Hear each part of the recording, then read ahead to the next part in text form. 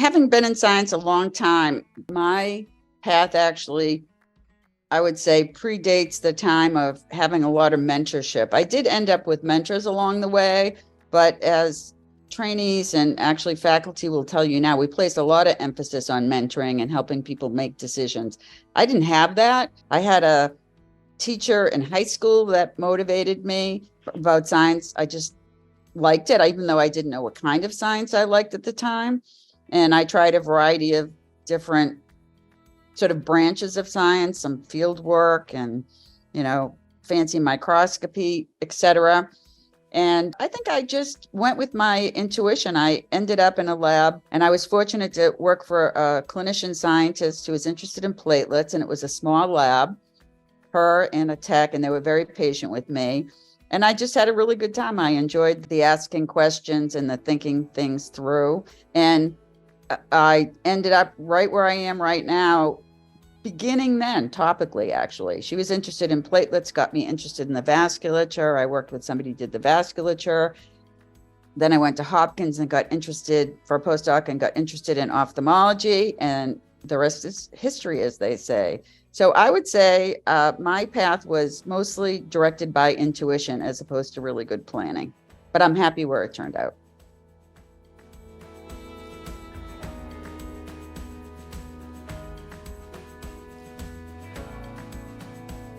I think highlights for me were being lucky to find somebody in Boston, because I wanted to be in Boston, who was working on the vasculature. This is way back when people were first just culturing endothelial cells. And then ending up at Johns Hopkins as a postdoc, where I learned about the eye as a model for angiogenesis. So I was interested in angiogenesis, and it was a sort of new field at the time. And when I went to Hopkins, I was working with a guy in physiologic chemistry, Alan Fanslow, and he was doing tumor angiogenesis. And he introduced me to Jerry Luddy. As you know, Jerry Luddy passed away a few years ago, and we all miss him. He's one of my best science friends ever. And he was a tech, actually, when I got there. And he really taught me a lot about the eye and ophthalmology, as he did many members of our community. And getting introduced to the eye as a model system to study angiogenesis and the vasculature definitely was a highlight. That was, for me, really sort of an epiphany moment where I realized that was really an excellent system. I had a great time in the laboratory in the group of Judah Folkman in my early career. That was just really a spectacular time. The early days when we were studying VEGF with Joan Miller and Tony Adamus and Dave Scheimer, those were, as they call them, heady times, because we were really finding new things. And then finally, my next chapter, which was being recruited to Scapins, where I've actually had a lot of excellent collaborations, and then being able to take on leadership, where I do a lot more mentoring now. And I think all of those have been highlights in their own way.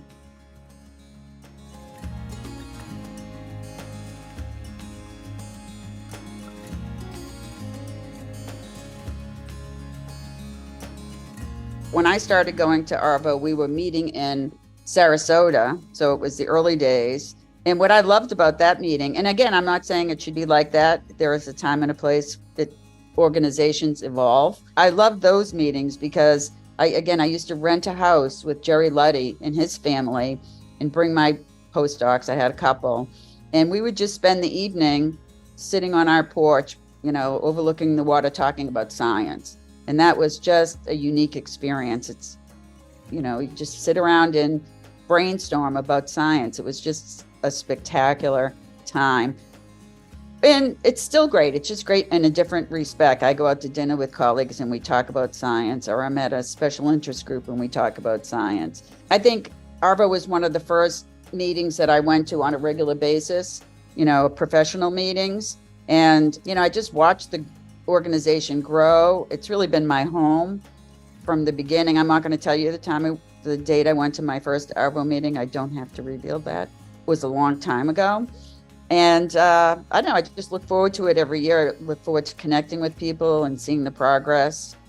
And I think the organization does a lot for, trainees and young faculty, and also for senior scientists. It's been my scientific home away from home.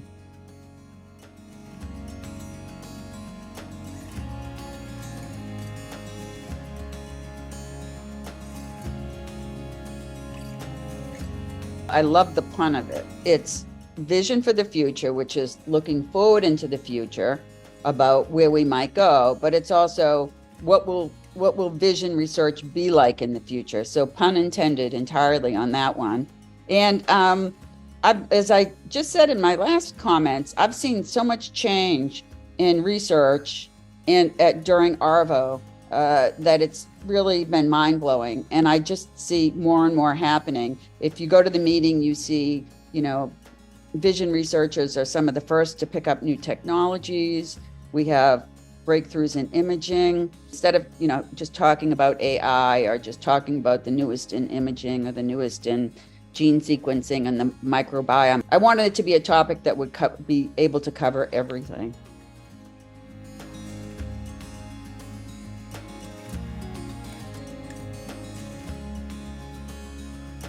The organization's in spectacular hands with the executive director and the various people who staff the office. That staff has awesome ideas of their own. I'm particularly interested in a couple of things. I'm very interested in scientific communication.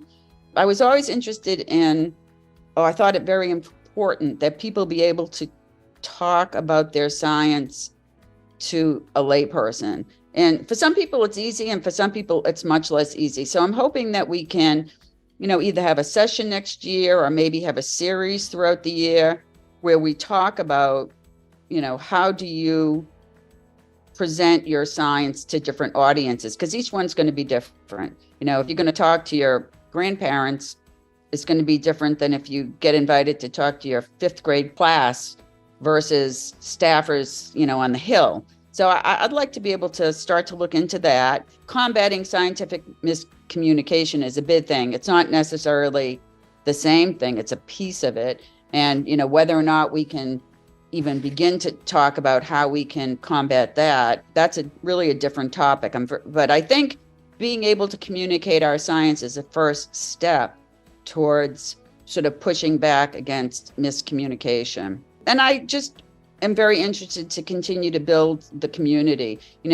What our trainees do now when they graduate, when either they graduate with their PhDs or a postdoc, very different. A lot of people have really good opportunities to go into biotech. And in fact, it's always been the case that there are only positions, the statistics that I have in mind are quite old, but I think it used to be somewhere between 15 and 20% of PhDs there are enough jobs out there for them to have academic jobs. So a good proportion of who we train is not going to go into academic science. They're going to do something else. And I would like to maybe spend some more energy preparing people for positions like that, or it's just in general, preparing people on what we would call soft skills. I used to call them things you never learned in graduate school, like, how to manage people, having difficult conversations, time management, the kind of things you need, even if you're a spectacular scientist, to make your life functional and efficient. Those are two big areas for me that I'd like to be able to see us make a dent in the next year or so. And again, I'm also interested to hear ideas that other people might have about ways that we can better serve our vision research community.